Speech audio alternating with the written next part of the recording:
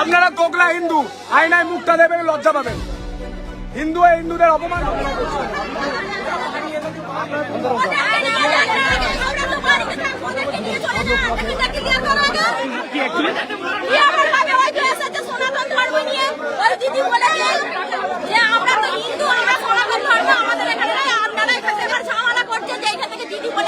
পুলিশকে ডেকেছে।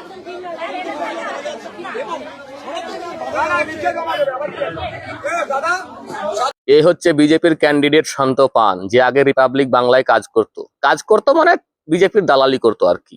এই এলাকায় গেরুয়া বস্ত্র পরা কিছু সন্ন্যাসী আসে ধর্ম প্রচার করতে, সনাতন ধর্ম প্রচার করতে। বাট ওখানকার লোকালরা বলে যে না, আমরাও সনাতনী, আমরাও হিন্দু, আর আমরা আমাদের ধর্ম জানি, আপনাদের কাছ থেকে আমাদের ধর্ম শিখতে হবে না। আর এটা নিয়ে বিষয়টা একটু গরমাগর্মি হয়।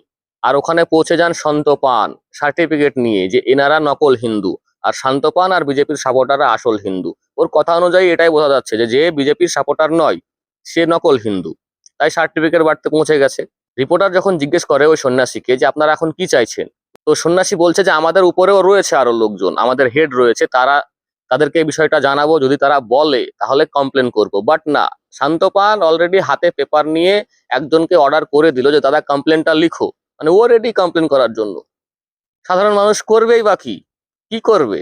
তো যাই হোক, ওখানকার লোকজনই দোষী হবে। শান্ত পান এখন হিরো, যেহেতু বিজেপির ক্যান্ডিডেট।